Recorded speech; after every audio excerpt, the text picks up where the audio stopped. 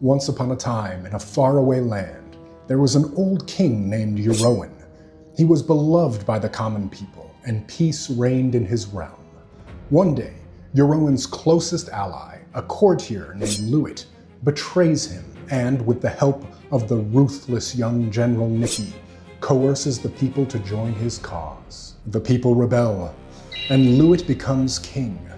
But the wily Euroan's not out of moves. He understands Nicky's true ambitions and convinces the general to betray his former ally, the king.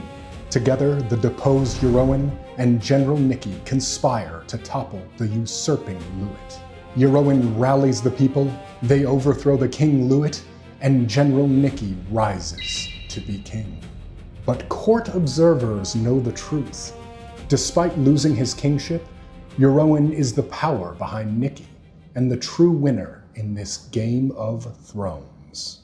This dramatic power struggle is not the subplot of Succession or The Godfather or Game of Thrones. The kingdom in question is not Imperial China or ancient Egypt or medieval Europe. In fact, none of the protagonists are even human.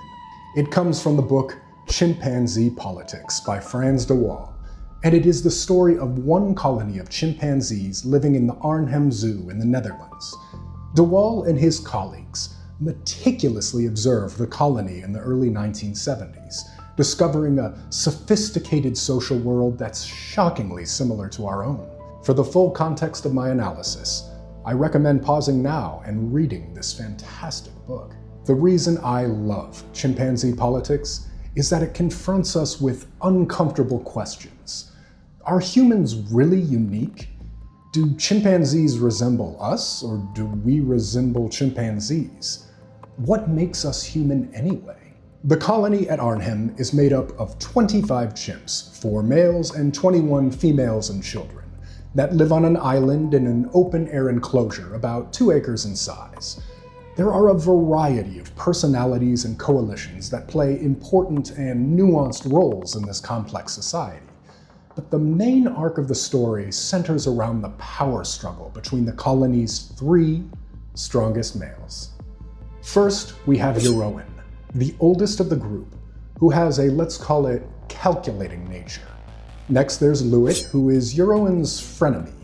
They lived together before joining the colony, and their rivalry in Arnhem is a central tension in the story. Nicky is the youngest of the 3 and is the archetype of the man of action. Athletic, strong, and smart, his ambitions will also be a crucial engine in this drama. We must also introduce the colony's most influential chimpanzee, Mama, the alpha female. The 20-odd females and children make their own coalition or political bloc, and the males disregard Mama's iron fist at their own peril. At various points, the 3 dominant males, Euroan, Louis, and Nicky, all lay claim to being the alpha male, the top office of the colony, that confers many privileges, deference from the other chimpanzees, as well as mating rights. In the words of Mel Brooks, "It's good to be the king." when a common ape encounters the alpha, for example, they will perform a submissive greeting, lower their head, extend their hand, and emit a series of low grunts. This makes me think of a Japanese bow or the angled nod of a maitre d' acquiescing to a wealthy patron's request. The alpha male also gets, well, first dibs on mating with females who are in heat. Some alphas in the book, like Nicky, jealously, even violently defend this prerogative, but it doesn't stop his subjects from sneaking off and getting a little action on the side. Already, you might be thinking, uh-oh, is the so-called manosphere onto something? Is the human world too driven by ambitious, amoral men fighting for as much sex and resources as possible? Is Jordan Peterson right that human society is just one big dominance hierarchy? Not so fast. The book is called Chimpanzee Politics. Just like among Homo sapiens, politics for chimpanzees is a nuanced domain. To start, there are many chimpanzees that, like people, have no interest in status whatsoever. Take Dandy, the lowest status male in the colony. De Waal describes him as an intellectual and writes that he's the brains behind the chimpanzees' frequent attempts at escape. Could anything be more human? All of us know people with no desire to dominate others, but enjoy a rich life of the mind. Another wrinkle to their politics is that, as with humans, a formal position like alpha male is not the same as social influence. As discussed, the matriarch of the colony, Mama, commands the loyalty of all the females. Nobody, and I mean nobody, can become the alpha without going through Mama. Her coalition is too big and powerful to be ignored. In fact, before the males were introduced into the community, Mama reigned supreme, even exhibiting classically alpha male behavior. After researchers introduced the males to the colony, she unleashed a campaign of such violence against them that the keepers had to physically remove her for the males' safety.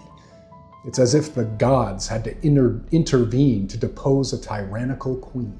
Truist is another female chimp who defies what we might assume are the fixed gender roles of the animal kingdom. She spends most of her time with the males, yet refuses to mate with them, and even allies herself with them in most fights, with one exception. When a male tries to mate with a female who isn't interested, she will come to her sister's aid and fight him off. You might be noticing that I'm using human attributes to describe these chimps, their motivations, ambitions, strategies, and personalities. De Waal does this throughout the book as well. But does this just anthropomorphize animal behavior that otherwise has nothing to do with us? De Waal gives a resounding no. These chimpanzees demonstrate a high degree of social awareness and goal-oriented behavior, and it would be impossible and even inaccurate to tell this story without acknowledging stuff that closely resembles us. For example, when a huge battle breaks out which sweeps up the entire colony, the untrained eye sees a random riot of screeching apes. But when the researchers put the melee under closer scrutiny, they discovered that the chimpanzees select whom to attack or defend, and that those choices map perfectly onto the politics of the colony. Through the chaos, coalitions, alliances, and score settling all come into focus. As De Waal says, chimpanzees never act without calculation. There is a reason we love Succession and Game of Thrones. The opportunism, betrayals, and calculating ruthlessness of a certain type of character stirs our imagination. The most famous example from this book is the original alpha male, Yaroan. The drama begins when his one-time ally, Luit, the second in command, makes a play for the throne. It starts innocently enough when one day Luit decides not to greet Yaroan in the typical submissive way. What follows are months of tension, coalition building, shifting alliances, and a few physical battles that culminate in a formal reversal. The day Yaroan finally greets Luit, head low and hooting, officially crowning him as king. Yaroan then allies himself with a young up-and-comer, Nikki, and together they overthrow Luit, with Nikki retaining the top job. But fascinatingly, Yaroan receives more submissive greetings and sex than when he was the alpha male. He even performs one of the alpha male's main jobs, breaking up fights between chimpanzees and keeping the peace. In other words, Yaroan maneuvered in such a way that he ended up with more power as second in command than he ever enjoyed as the alpha.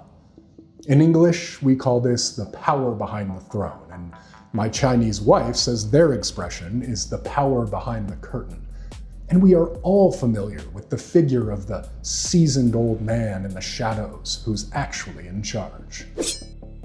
I've given you the broad strokes without going into too many ways chimpanzees form alliances as they pursue power, as there are many examples. But I'd like to talk a bit about one of the most important ones, grooming. Grooming among chimpanzees has the practical effect of keeping them clean and insect-free, but it's so much deeper than that. Chimpanzees groom as a form of bonding, communication, friendship, and even reconciliation. Strangely, the longest and most intensive grooming sessions happen between rival males after their biggest fights.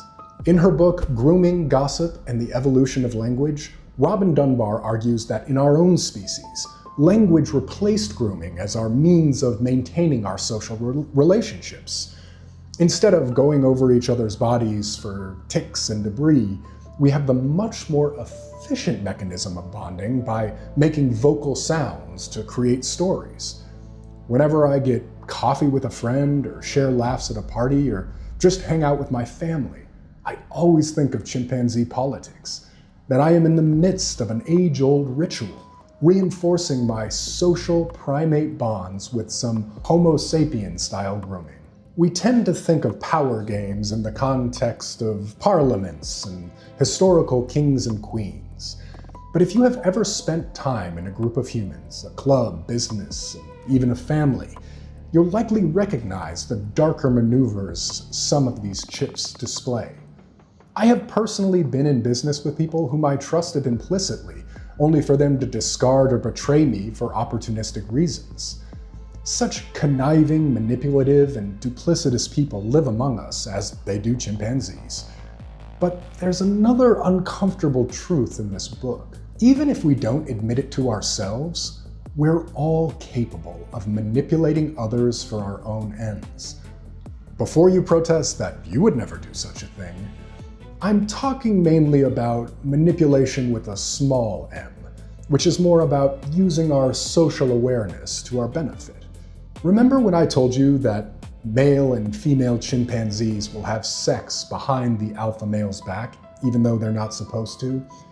De Waal uses an example of this to demonstrate just how socially aware chimpanzees are, and how they use that knowledge to get what they want. In one scene, one of the beta males, I forget which, sneaks off for a tryst with one of the females. The alpha male at the time senses that something is up, picks up a rock, and goes searching for the naughty couple. The beta male hears him coming and quickly emerges from their hiding place. But rather than appearing afraid or guilty, he puts on an air of such nonchalance that he sniffs the rock the alpha male is carrying as he passes.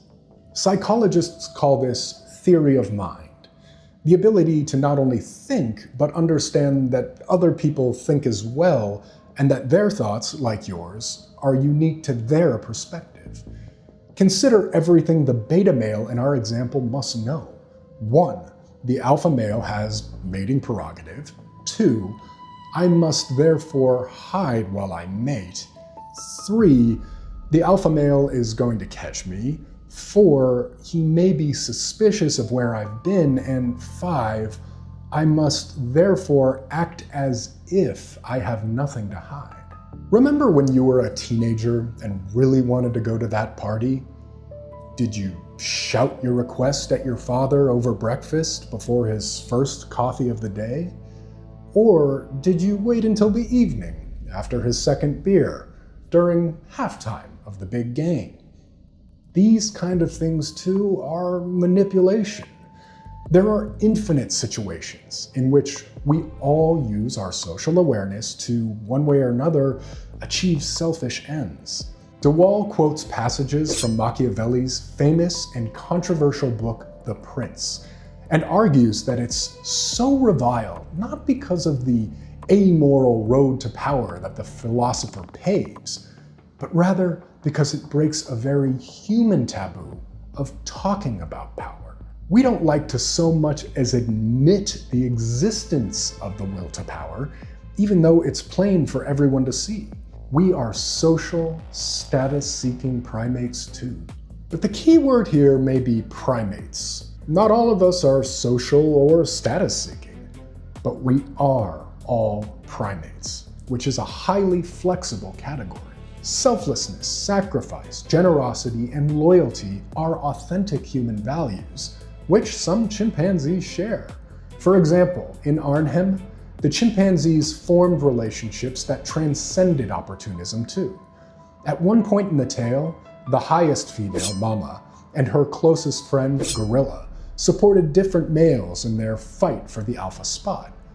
Yet on the rare occasions when the individual struggle broke out into a battle between sides, Mama and Gorilla would attack every one of their adversaries, but avoid each other with mathematical consistency.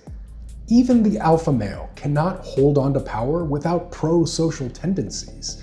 It is, as I mentioned, the alpha's responsibility to maintain the order of the colony. But the alphas break up fights in a remarkably balanced way, choosing one side or another exactly 50% of the time. The alphas must also share their resources generally. De Waal cites the example of a wild chimpanzee alpha who would divvy out any meat he hunted equally throughout the community. An alpha is only as strong as his support. Chimpanzees, like humans, have limited patience for tyranny. The cynical among you might reply that such generosity is opportunistic too. The alphas hold up their end of the bargain to stay in power, keep the peace, feed the peasants, and in the case of the meat-sharing ape, bribe away rebellion. And you'll rule for as long as you please. You may be right, but I would argue, so what? If we, like chimpanzees, can build a society in which the ambitious must give back in order to achieve power, everyone will be better off. After all, the lust for dominance appears to be a primal desire. We'll never make it go away. Democracy is a great example. I would argue that it's the best accommodation for the will to power that the world has ever seen. Inside, a politician might be the most power-thirsty person imaginable, but at least in theory, they only retain their office as long as they give back to their constituency. As long as, like chimpanzee alphas, they rule generously. De Waal shares a funny anecdote on the optics of the generous and likable leader as seen in both human and chimpanzee societies. The alpha males at Arnhem could be relied upon to show great patience with the children of the colony and go out of their way to play with them, in sight of the other females, and Mama especially. Is it any coincidence that our species, alphas, like to be photographed kissing babies? In the end, Chimpanzee Politics teaches us that both species are complicated. Rather than judging ourselves or them, we should stay curious and open-minded. In my personal life, taking a primatologist point of view and facing, objectively, who I really am and what we as a species really are, has helped me better accept reality. And it's only by starting with what is real that we can imagine new possibilities. Thanks for watching. If you enjoyed the video, check out this other one, and please subscribe.